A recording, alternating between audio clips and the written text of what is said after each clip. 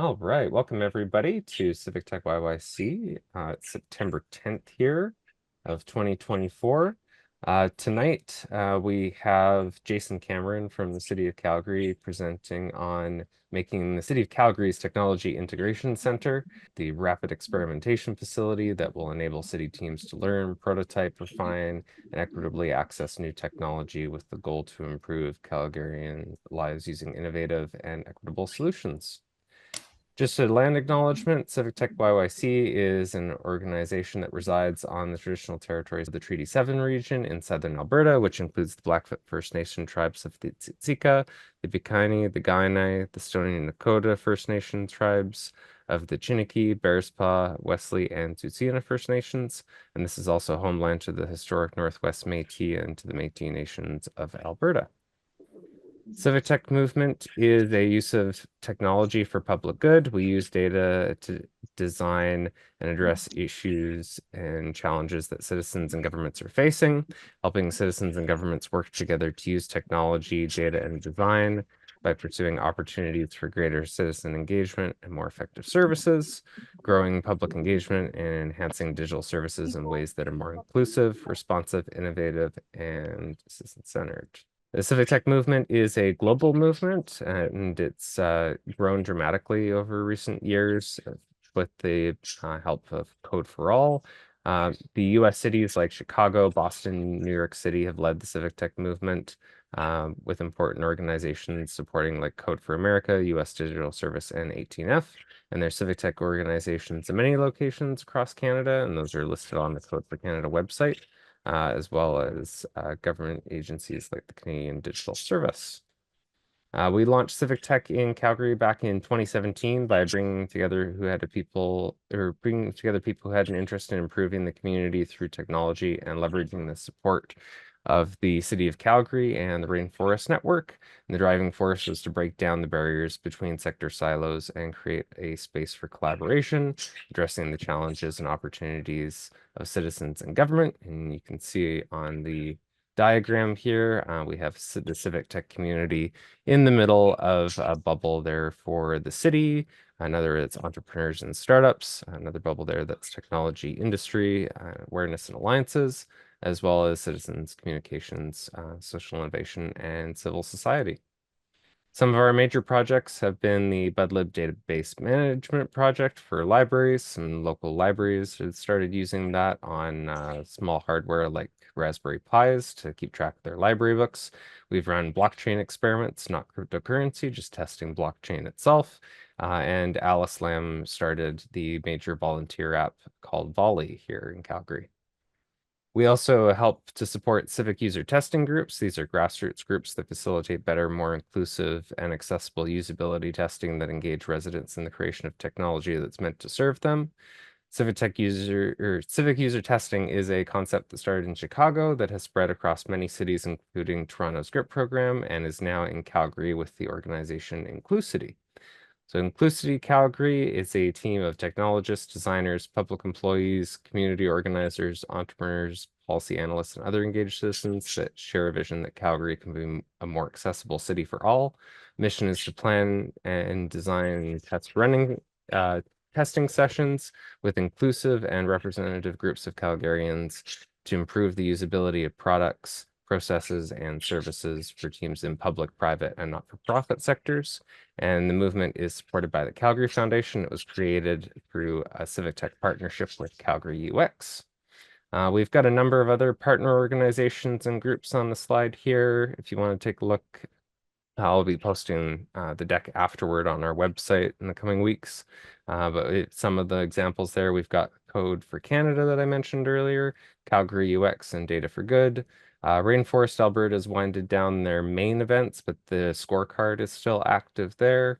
There's the YYC Data Society, Platform Calgary, and other groups like Immigrant Techies Alberta, the Test Drive, the Test Tribes that also does user testing, and OSGeo that looks at spatial software here in Calgary. And then for connecting with CivicTechYYC, if you're not following us on other social medias, we've got the main meetup site and the website, X, formerly Twitter there. Instagram, and we've got threads now, as well as on LinkedIn and Facebook. That's all I've got for my deck there, and I'm going to welcome Jason onto the virtual stage. Welcome. So I'm supposed to talk to you about the Technology Integration Center today, but we've gone through some marketing learnings, and nobody knows what we mean when we say integration, and technology and center seem to stick. So we've gone through a name change, and we are now the Wave Technology, or the Wave Tech Center. And so I've had to do a find and replace anytime I said tick in my presentation, but then there's lots of words like hectic and participate that have TIC in it, and so I might stumble as I go through my presentation, but we'll give it a try. All right, I will, Ross, I'm just going to share my screen, and I will go to it here. Let's see.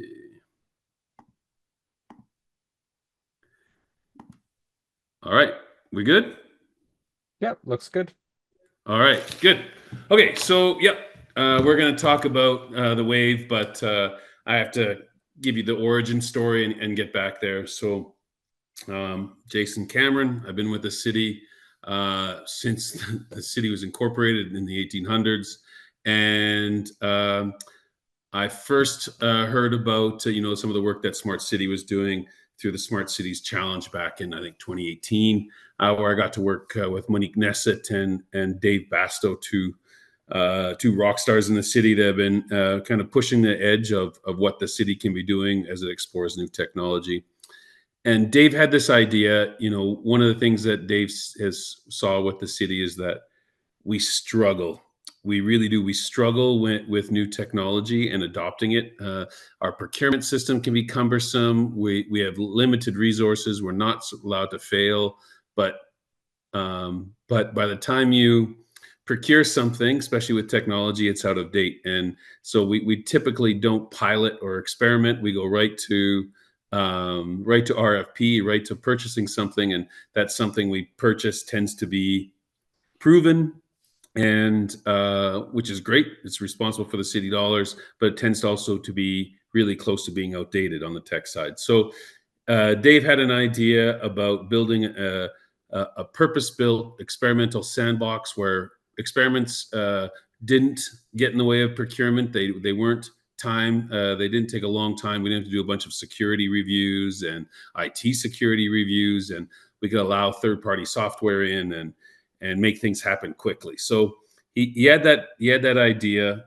We didn't have money, and so we chatted with the feds and Prairies. So through Prairies Canada and the regional regional innovation ecosystem program, we were able to get some dollars, and then we started this journey about 18 months ago. So what Dave and Monique and the rest of the Smart City team had was a smart city strategy. And so as we got some money and we got a little bit more momentum, we actually developed a smart city strategy that included experimentation. And that's what I lead. I lead experimentation, engagement, and storytelling on the smart city teams. So that's a long introduction. That's our origin story. But let's get into it. Today we're going to talk about a little bit of the strategy and some of the experiments that comes out of that. And then we'll get to the Wave. So what the smart city strategy, right? So that Calgary is a smart community that is a great place to make a living, great place to make a life. Just that we're people focused. We make future focused decisions. And our vision is to really help Calgary transform into a smart, resilient, and sustainable community. It's built on the guiding principles such as innovation, collaboration, and evidence-based solutions. So if we can apply the smart city strategy and experimentation to investment decisions, how do we help inform investment decisions by allowing people to better understand digital transformation? So we have 4 pillars of the strategy. Digital equity really is the heart and soul of our project. And it's really about ensuring Calgarians have access to the devices and the internet they need, but also those digital literacy skills required to use them. it's really digital equity and being able to participate in a digital society and a digital economy is going to take a lot of work. And it's when innovation is happening so quickly, it's easy to see how we can leave people behind. Partnerships and collaboration, again, whether that's our regional partnerships, we actually are quite lucky because of the size of our city. We have people in IT that are able to focus on AI, or able to look at language models. We're able to have an experimentation center, but it doesn't. If we develop code, it doesn't hurt us, doesn't cost us anything to share it with Strathmore, right? So if we build a language model that helps with 311, why can't we share that with our regional partners? And the other piece of partnership that we're really focusing on right now is post-secondary institutions. How do we apply some of these real world opportunities we have, and allow students and researchers to be a part of it? And it does a couple things. It allows us to access cutting edge research, but also, especially when it's hard to attract young people, resumes, experiences, certificates, that's all portable, but your professional network isn't. So if we can help, that School of Architecture student from SAPL at the U of C, they're able to meet parks managers and procurement folks and design folks while they work on a real world city project. They're going to have this professional network that's a lot harder to move to Toronto or Regina. And then we do storytelling and engagement. I guess the other piece here, if you're talking about what's next in the smart city strategy, unless you're able to tell a good story, unless you're able to engage the people we work with in the city and outside, and tell them and show them why, explain why this piece of technology or this innovation is important. It doesn't matter what we do on how cutting edge we are. It really won't land if we can't share how it's important. And then, of course, experimentation. And that's really that's a long word, and I just want to make sure I spelled it right on the deck. But yes, experimentation is really about, can we try new things? So part of that experimentation is not just about experimenting within the city. We happen to be the largest asset holder in the region, which means that we have tons of warehouses, roads, sidewalks, data, even people. And so as a council commitment, we committed to helping business and industry and academia accelerate their own research and innovation by opening up city assets for innovators. So, we have post-secondaries and transportation industry companies flying drones in the city. We were the first city back in 2018 to allow drone testing and pilots to operate within the city. So that made it a great place for aerospace industry to set up shop, because it was much easier to get to testing grounds. But if you need a sidewalk or a warehouse, we've got a company right now that is testing out their navigation tools inside an active warehouse. But we've also lent out data, and it's great. So we have 25 projects underway. Some of them are with the universities or state, but a lot of them are with those startup companies that can't afford a testing grounds of their own.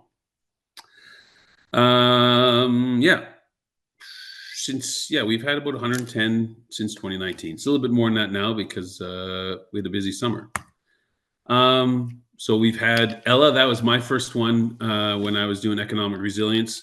We had a autonomous bus, and it was being tested because it's cold here. And so we tested it through November, and this bus was autonomous, but it used AI to decide, the speed and where it should go. But it braked for magpies and gophers and snow, actually. So this was an experiment. We didn't invest in this too heavily. We didn't end up buying a fleet of them or anything, but we tested with it, or we let them test. We gave them a parking lot. So this took people from the zoo to the science center. The company got to test its hardware. the university actually did interviews and surveys with riders to see how they felt about, are they ready for autonomous vehicles? And we learned that this bus was better suited for Vegas, where they don't have gophers and magpies and snow. Yeah, we've got tons of sensors and processing. We've got a LiDAR network that's an image of that goes all across the city. We talked about aerospace, lots of AI in Devonian Gardens, and of course we do lots of mapping. That was actually a LiDAR company wanted to use the C train tracks at night when the C train was closed to just check for cracks test their software and their hardware to see if it could test cracks. So if you've got a cool idea, but you don't have a warehouse or a racetrack or a brown field or 280 acres of land, the city can help with that. And it's free. You just have to have insurance and a few other pieces, right? So we do an intake. We come up with what that business plan is. It gets reviewed quickly by law and procurement. And then we allow you to test and monitor. And then we help share those stories. Like, we're excited about the companies that come through and leverage our assets, and then tell a good story about why we're a good place to do business. Okay, so now the wave. So why the wave? Well, of course, it's about rapid testing. So it's really tough for companies and institutions and cities to experiment, right? We've got the procurement rules, but IT in particular, they're responsible for maintaining critical infrastructure. They don't like letting untested risks and third-party risks onto their network. And so it makes it very hard to test new technology. So we're actively working at decoupling, getting our own network, ensuring that third parties aren't running the risk of turning the lights off on 16th Avenue. And, we have to understand what disruptors can do. You think of how slow the city was to come around to using Uber that was 10 years ago for those of us that were here, and how we fought it, and it made us look like a stick in the mud when the rest of the world was like embracing rideshare. And, now you think of the micro mobility and what that's doing to our parks and pathways when you've got electric scooters going 65K an hour on a walkway. How do we deal with that kind of disruption in technology and still continue to make a high quality of life for our city? And yes, we talked about business units needing that safe space. Good. Okay. Right. So actually, I'll walk you through this. This is kind of fun. This is what the center looks like. It's about 7,000 square foot in the old police headquarters, across the street from the Bow Tower downtown. So the Andrew Davidson building. Sure. So I'll speed up through some of it. Yeah, this is just walking in. That's our staff, our staff room. Really, that's our kitchen. Really big fun. But it's also it serves as our boardroom, and this is our workstations. So we'll actually have like soldering and 3D printing and lots of experiments going on in there. We'll have a Civic Tech, I'm sure, in this space. That would be great. So we have some hosting space. It fits to about 50 people in this area, and then we can expand and fit another 30 or 40 in the workstations here.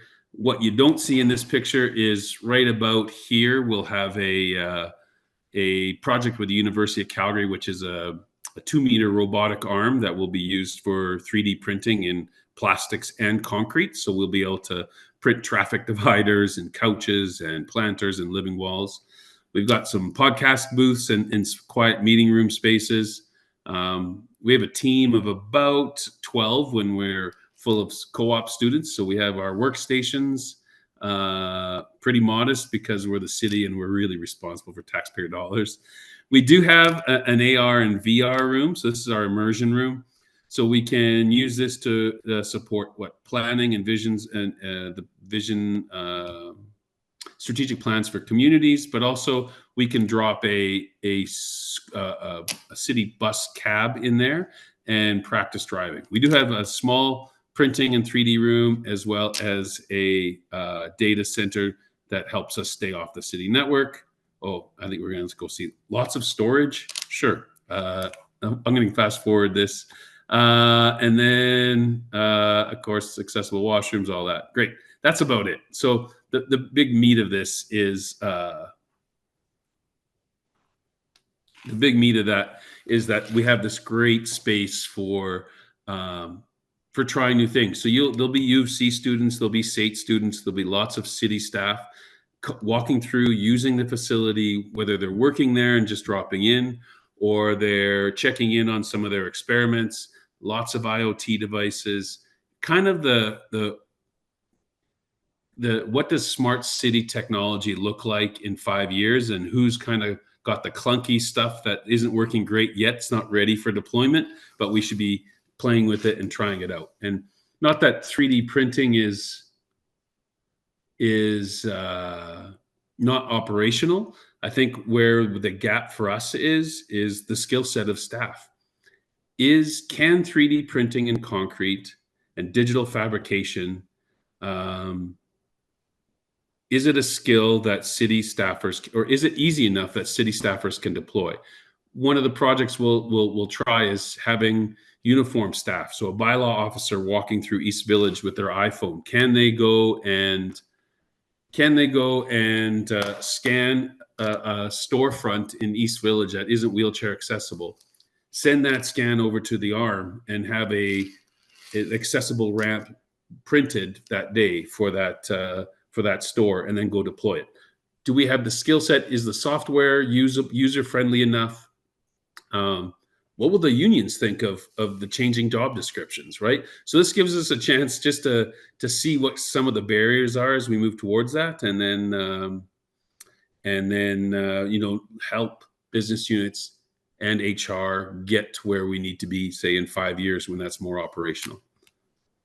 Okay, well, there. So really, the wave is about this convergence of technology, policy, and the need for evolving services. So, we have experiments in ATSC3, which is really an emergency broadcast band of transmission that allows us to, instead of giving these blanket red alerts that you get on your phone, we'll be able to pinpoint postal codes saying that, hey, there's a flash hailstorm that's actually going to impact your tomatoes and not everybody's tomatoes, right? So we've got some of that going on. Lots of work on robotics. We'll have a few robotics projects in there. We've got an AI-enabled humanoid robot. Well, she's humanoid from the waist up. She still looks like R2-D2 in the feet, but she'll help host and walk people through the center and explain some of the projects. But that's pretty basic. But the other piece where it has city applications is she'll be uploaded with all the user manuals from all the equipment in the room. So, hey, I just printed this park bench. I'd like to print it 20% bigger and in blue. How do I do that? So she'll be able to walk us through those steps and be that caddy or that virtual that assistant that's with us. So you think of how you could apply that to the fleet services, or maintenance of the sea trains, or even just in parks. What's a weed? What's a native plant? LoRaWAN, we talked about the long range network that we have for that. We have lots of stuff on energy efficiency. Of course, that leads into IoT and sensors. Really cool stuff happening with VR and AR for training. Police, fire using it. We'll be using it to pilot training videos, but even we talked about bus drivers. But then you think of planners and being able to take in applications for new developments and being able to walk through them. And then, of course, we're seeing AI already, but now we're kind of testing what's the extent, how far can we push it? Okay, right. So we have lots of quantum computing. I think that's a big one for what's next. We're probably 3 years out from seeing real impacts, but we know that there's quantum computing companies out there that are already pairing with AI to enhance transit routing. So that's a big one for us. how do we deal with that? How do we take advantage of that? And you know, it's going to be expensive to experiment with, but the rewards could really, really have some good financial payoffs. And Ross, if there's questions coming up in the chat, just because I'm on the one screen here, do let me know. All right. We've had a few questions in chat. There's one person asking about the open data, and I dropped the link to the open data portal there. Good. And we're just getting some comments even from our earlier question about just different things that people are here for. So I've been watching and mostly keeping them, and if there's anything that's relevant to the immediate slide in the presentation, I'll let you know. Sure. Okay, great. Yeah, that's great. So yeah, we got lots of robotic stuff. The computer vision is really important as we see the rollout of 5G as it becomes more pervasive. Where computer vision is greatly enhanced. Just the communication that can happen between cars and city infrastructure really is enabled by that. So we actually have a partnership with the 5G with Rogers on the 5G Discovery Zone, where we've created a zone for people to test 5G enabled devices, whether that's delivery robots to computer vision. Yeah, we've got tons of that going on. So okay, so Chase Kostelny is kind of our AR VR lead, but they get lots of support from the rest of the team and our co-op students. So you know, we're looking that the image on the left is an actual development proposal for your neighborhood, for a neighborhood in Calgary, where we're able to see what that really means and what it means for my backyard and my tomatoes. What's the shade like? What's the view? I can prop myself up on the 8th floor of this building and see what my view is below, so I'll know that whoever's living on that 8th floor is looking into my garden or into my backyard. Again, protective services is using a lot. You know, one of the cool things we saw when we were looking at some of the training programs is like even fast food joints like Sonic are using it in the States, and they're able to reduce their training time by 50%, but the retention goes up 70% on just making a milkshake. So what does that do for actually training for life-saving? Yeah, is great. And then we talk a lot about Internet of Things. As our city becomes smarter, our planters, our watches telling us what's going on in the city. Wouldn't it be great if you could walk down Stephen Avenue and see all the red flags or all the things that need to be addressed? So we talked about AI. Yeah, so we have a couple of really cool AI projects. Of course, there's the robot. We have language models. We've actually got an AI tool that's actively working with some of our Indigenous languages to make sure that the language is uploaded and captured, and we won't lose it, or helping ensure that we won't lose it. And generative AI to help Calgarians with accessibility needs is, we talked about even from wayfinding. How do we do that? So we have one of those projects right now that a co-op student is working on, and it was really fun. Like, we spent a lot of time out in the field or along the pathways trying different things what the AI is looking for. He's training the bot to recognize broken fences. So tons of series of fences and trying to recognize what's broken, what's a gate. And then we were trying to capture as much footage as we could. So we thought this would be great with the drone, but where drone technology in the city is, it's actually quite labor intensive, because you have a pilot, you have a spotter, and you can't go beyond the line of sight. And it probably took us 35 minutes to do 150 meters, and plus you had the researcher and then me as a typical city supervisor supervising. So that was pretty labor intensive. It would have been much faster just to walk the fence and say, there's a hole.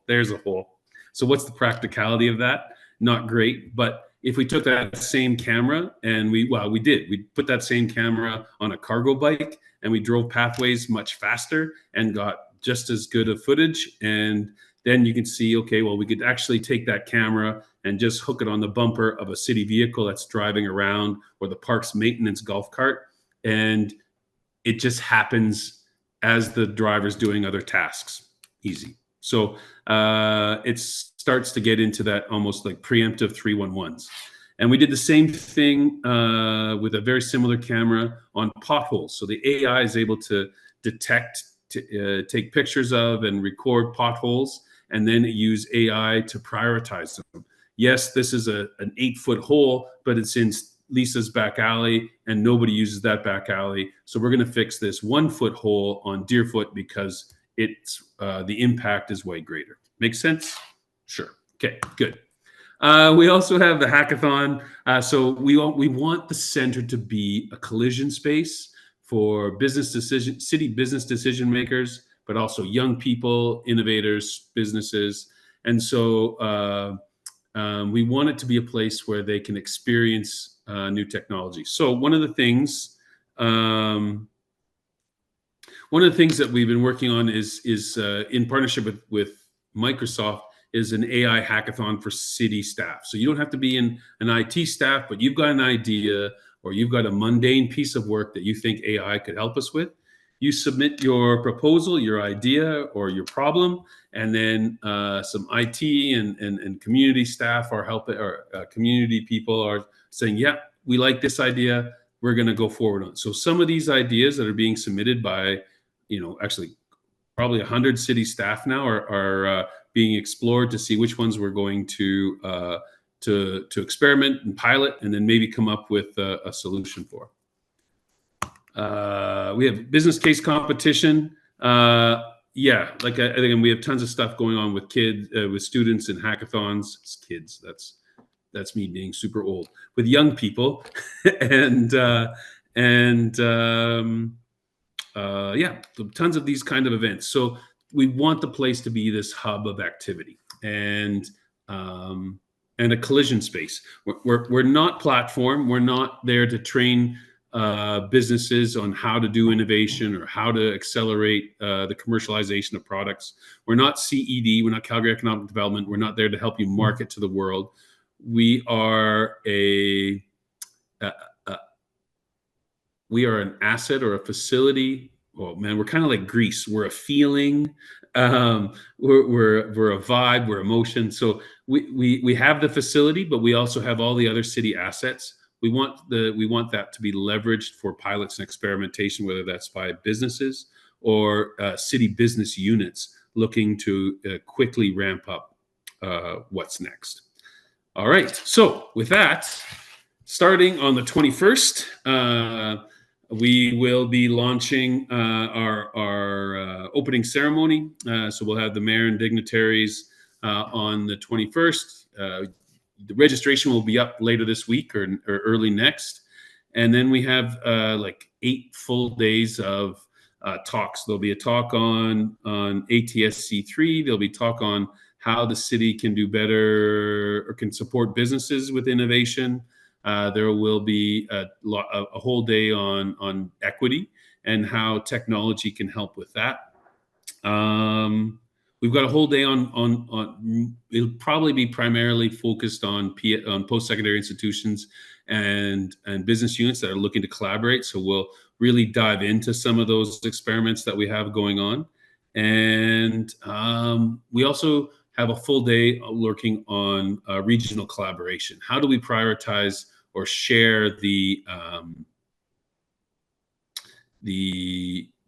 tech gaps or the innovation gaps that we have across the community, across the region, and work on making that happen. All right, so with that, I'll stop sharing and I'll take a look at the questions, and hopefully we can get some answered. I hope I didn't go too long there, big guy. No, that was good for time. All right. Oh, wow, Yeah. there's lots. Yeah, good. Yeah, AR, VR at Lethbridge. Lethbridge is really kicking ass when it comes to AR, VR. How can I bring this immersion tech in Calgary, what Calgary has to offer in this field? Right. Okay. Well, I mean, U of L has a great camp. U of L, that's not Lethbridge Polytechnic. Nikki, that's a good question. Let's, yeah, yeah, happy to have your Lethbridge Poly profs or administrators reach out. We're happy to do stuff with Lethbridge. Yeah, we've got stuff with Nate and yeah, and all the schools here pretty much. So yeah, okay, excited. Teresa, better braking for magpies than speed. Yes, yeah, yes. Right. But that was another cool living lab we did on that magpies is that led us to do an experiment, I think, with the University of Calgary, where we put a bunch of cameras up in the zoo and we just took thousands and thousands of pictures of different animals in the Canadian wilds so that we could build this repository of animal pictures so we can start to identify that's a moose, you're going to brake for a moose. That's a gopher, maybe you won't. If you can't brake safely, you won't, right? And so it was really really cool. There's no like Robert Bateman or anything, but hundreds and thousands of pictures. Partnership opportunity as a product innovation lab and how we can be integrated in the city. Rafayette, what do you mean by that? All right. Hi, Jason. Hi. So yeah, we have Rapid Launch. Rapid Launch is a product innovation lab just establishing in Calgary, and we came here to see how we can support the city in integrating into the smart city that we have, which is a very brilliant idea, by the way. Awesome. So are you for profit, non-profit? For profits. Awesome. That's great. Yeah. So we are Sure. very big on experimentation, prototyping, and all of that. We have the technical expertise to do all of that at the Well, moment. the easy one would be when you've got a prototype or a pilot you wanna do, reach out through Living Labs and we'll give you the space to do it for free, right? Oh, thank you so much. Yeah, no worries. Okay. Data for Good initiative here in Calgary. We will be glad to know the volume of city data. Yes, right. Okay. And so we have tons of open data. I think Ross shared the link. If you are doing research and there's data that isn't free, you could say, hey, we're trying to accelerate this product. And if you have a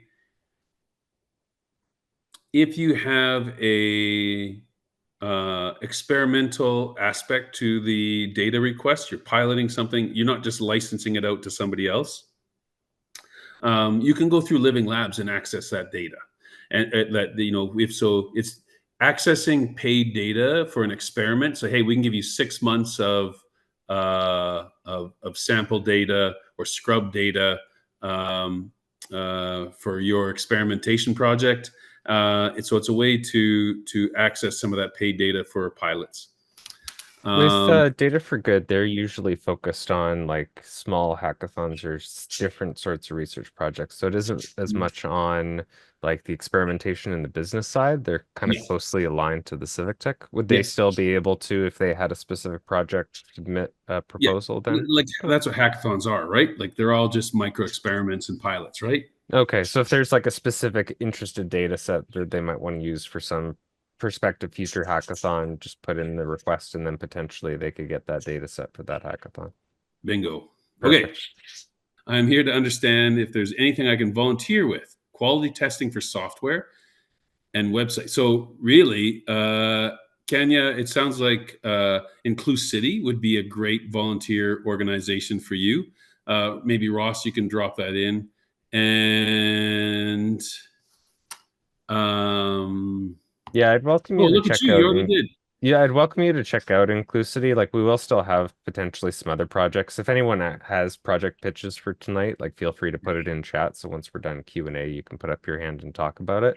Our current project leads with Civic Tech are busy this week, so we don't have any pitches from the project leads for the ones that I showcased earlier. But especially if you're focused on looking at that testing side of things, getting involved with Inclusivity. We're not only looking for people who are interested in being testers, but also people to help facilitate testing.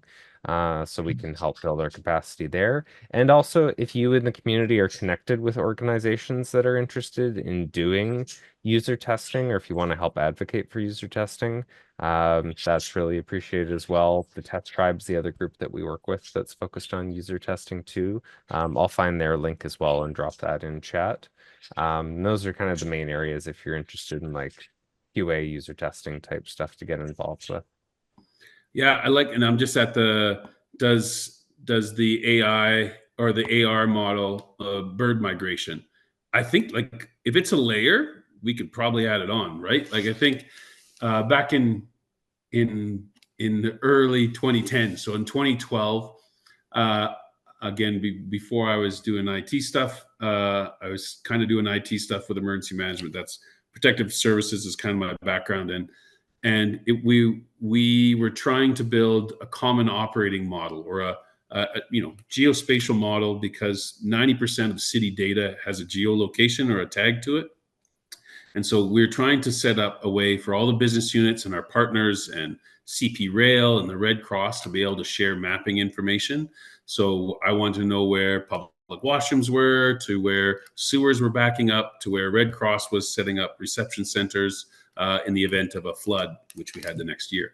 And so we really worked hard on developing an ecosystem where we kind of went from, especially in protective services, don't share any information unless you have to let's share information until there's good reason not to.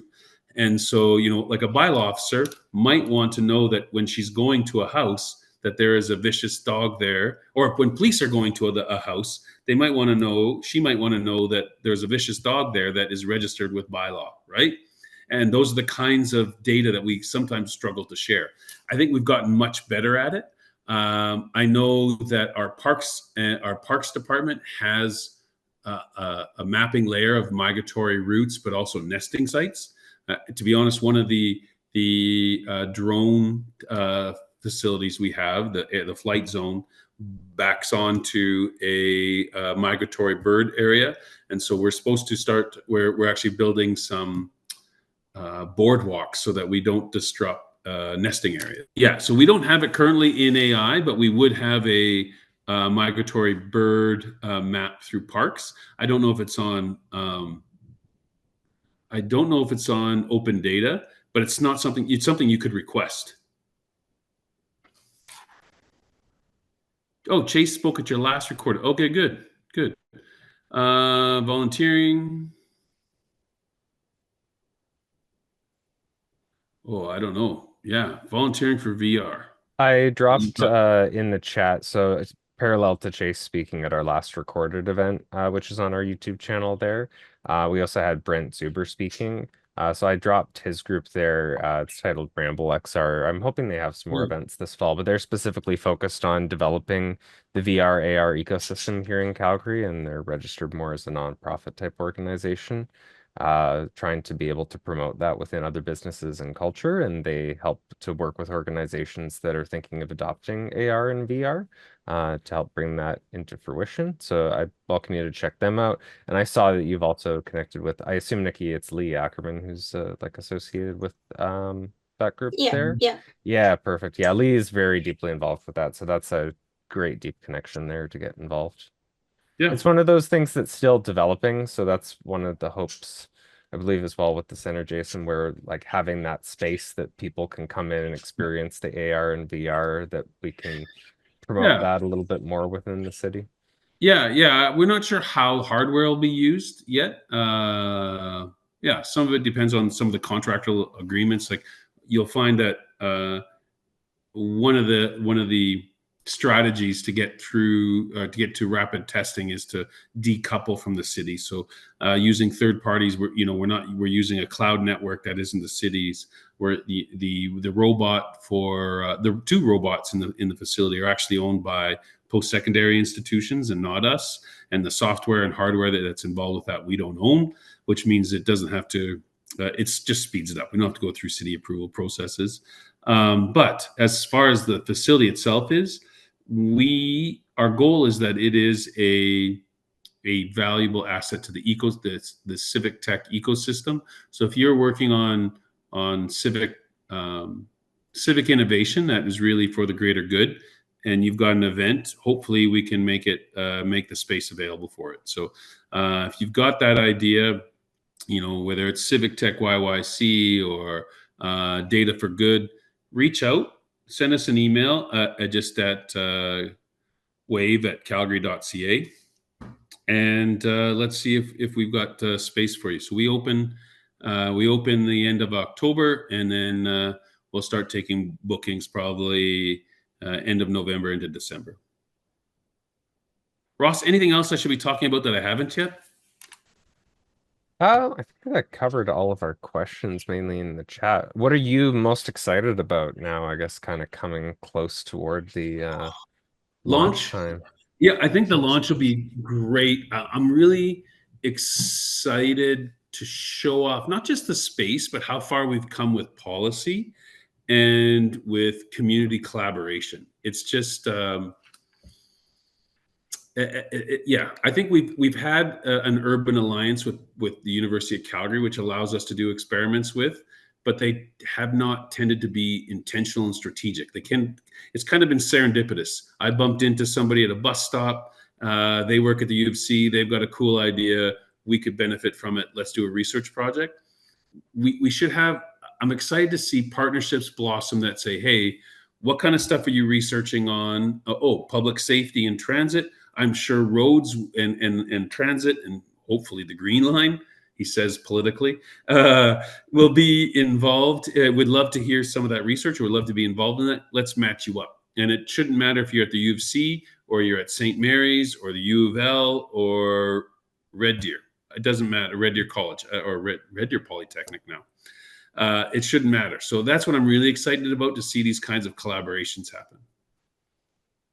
Yeah, that's awesome to hear that there's going to be that kind of focus on collaboration and the regional connections to be able to build not just an ecosystem within Calgary, but to extend that ecosystem outside of Calgary's influence as well. Yeah. And it sounds like you're getting a lot of interest too. Like I know you mentioned for the hackathon, there was over 100 submissions from people within the city there. Yeah, you shouldn't quote me on that. I'm the storyteller. I make stuff up. It might have been 7. Or at least like that. You're getting a sizable number. 100 people. Some of them were probably submitted in groups, but yeah, I haven't seen the final tally. Okay, but it's still like it sounds like you're getting a large number of groups already involved with that mindset. Yeah, for sure. How have you been able to encourage that kind of submission and interest in something? Well, I don't think the city is unique in having employees that want to make a difference. I think we're lucky at the city where you maybe more than most, we have the ability to impact citizens. But yes, people want to do their job better, and so this is a great opportunity to do that. And it's I don't want to say it. Yeah, it's sexy, right? Like everybody, you want to inquiring minds or explorers want to see, and they want to be involved with what's next. So you have those early adopters that are excited, whether you're in recreation or parks or roads or in IT or in social work. You want to early adopters want to play. They want to get their hands dirty, and they want to see what they can do. And I mean, that's why you're all here. You're all curious, right? And so yeah, we just build the pathway to make that stuff happen. All right. Okay. Well, we're almost at the 8 o'clock. I know I sometimes schedule this one to like the 30, depending on when scheduling goes. But if that's it for the main portion, I think we'll close it up there. I can't think of anything else. You covered a full gamut of different pieces, and thank you everybody in the comments there for your interesting questions. Oh, we did get one. Favorite application of new tech in the last few years has been the wastewater data. Yeah, that was really beneficial during the pandemic, where you could go in and like look at the wastewater, and that informs so much other aspects within health services and understanding different areas of the city.